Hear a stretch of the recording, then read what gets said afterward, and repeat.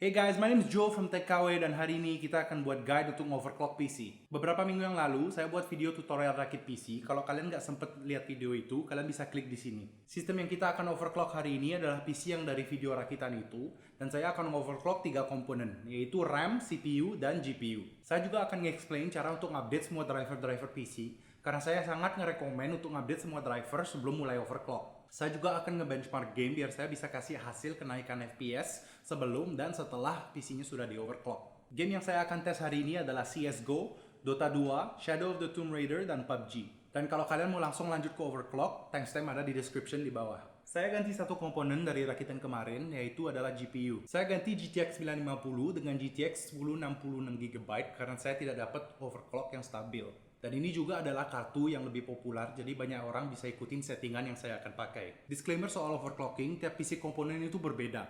Jadi walaupun kalian pakai komponen yang persis dengan yang saya punya, kebetulan hasil overclock kalian akan lebih tinggi atau lebih rendah dari yang punya saya. Di website AMD tertulis bahwa Ryzen 5 1600 bisa di overclock ke 3,2 ke 3,6 GHz. Tapi itu tergantung kualitas CPU yang kalian dapat, yaitu Silicon Lottery, dan tergantung juga dengan kemampuan cooler yang kalian punya.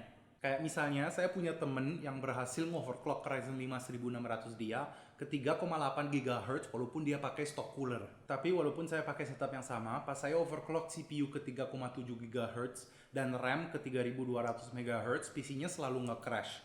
Jadi saya harus turunin overclocknya CPU ke 3,6 GHz dan RAM ke 2933 MHz. Biasanya kalau kalian pakai CPU Ryzen yang first gen, sweet spotnya atau recommended speednya adalah 266 MHz.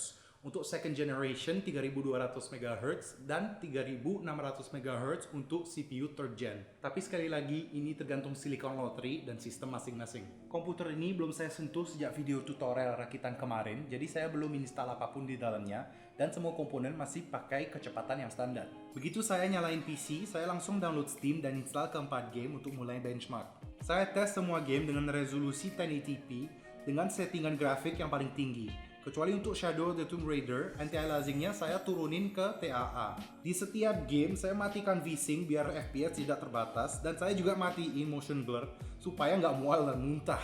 Wah. Untuk CSGO, saya main satu full game di map DOS 2. Di Dota 2, saya main satu game normal OPIC. Di PUBG, saya main squad match 2 kali pakai third person. Dan di Shadow of the Tomb Raider, saya pakai sistem benchmark yang termasuk di dalam game. Hasilnya cukup lumayan. Hari ini rakitan seperti ini paling harganya sekitaran 7-8 jutaan. Dan itu sudah lebih dari cukup untuk gaming 1080p 60fps. Tapi let's see lah seberapa banyak kita bisa nambah performanya dengan overclock. Pertama, saya akan mulai nge-update BIOS motherboard dulu. Sekarang masuk ke website supplier motherboard kalian dan cari menu support. Terus carikan versi BIOS yang terbaru dan klik download. Dan jangan lupa baca semua informasi antara BIOS yang kalian pakai dan versi yang terbaru. Karena kadang-kadang ada requirements atau kebutuhan lain. Untuk ngecek versi BIOS kalian, masuk ke dalam System Information.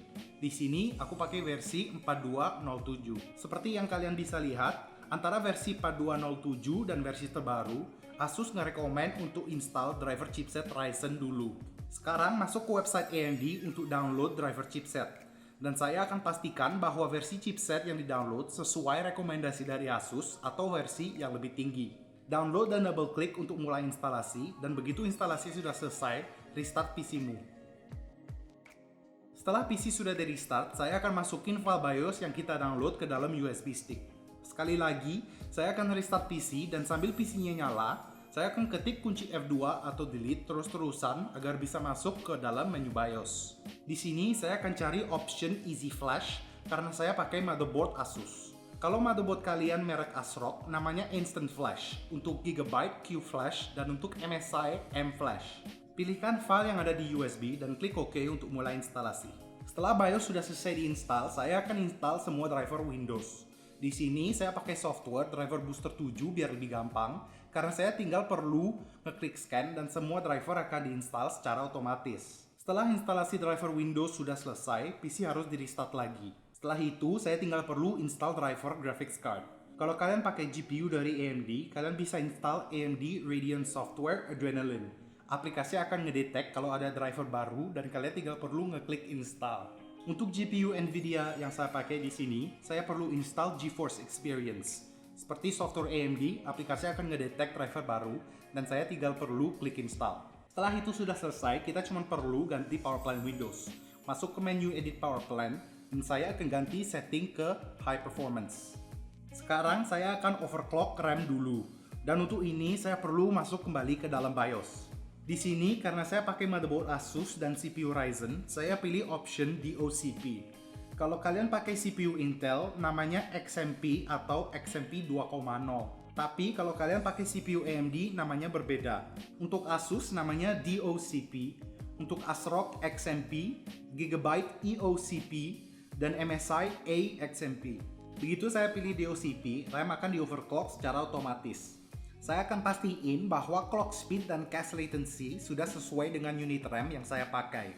Yaitu untuk saya adalah clock speed 3200 MHz dan cache latency 16, 18, 18, 38. Sebelum di save and reset, saya akan pastikan juga bahwa voltage sudah diset ke 1,35 volts.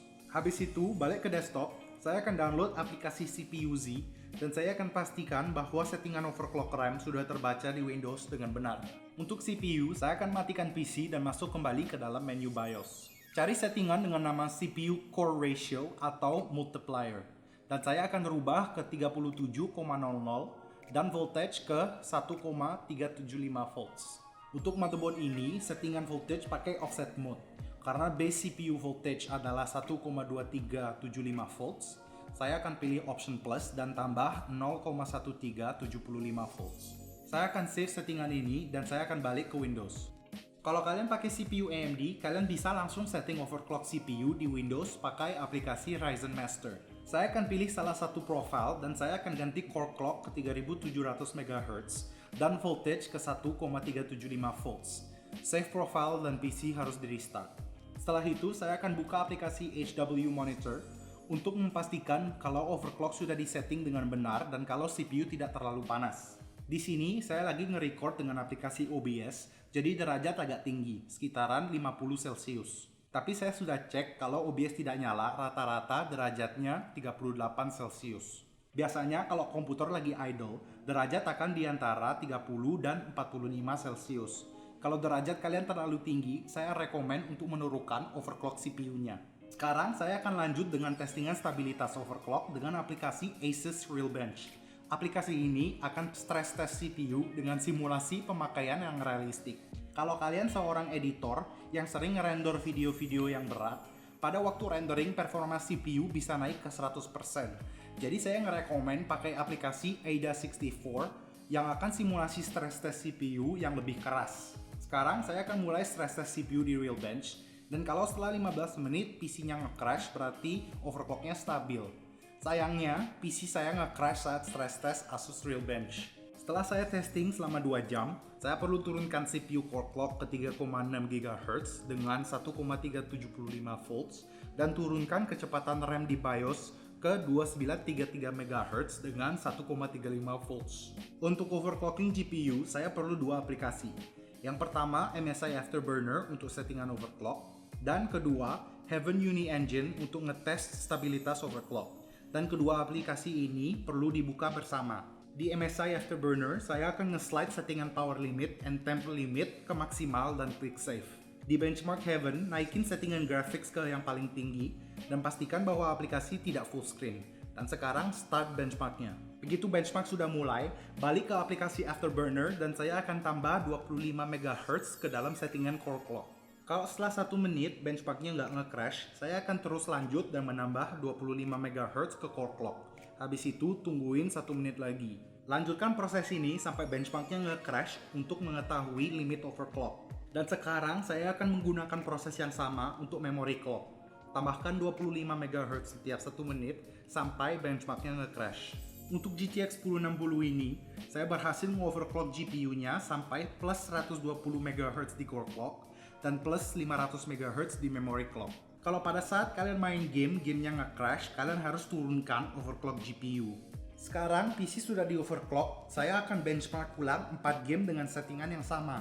Rata-rata saya dapat penambahan FPS 15% di semua game. And you know, not bad. Apalagi untuk Shadow of the Tomb Raider, ini game yang paling berat di sini dan kenaikan FPS-nya hampir 20%. Semoga aja dengan guide ini kalian berhasil overclock PC kalian dengan sukses dan aman. Seperti yang kalian bisa lihat, overclocking PC itu cukup mudah.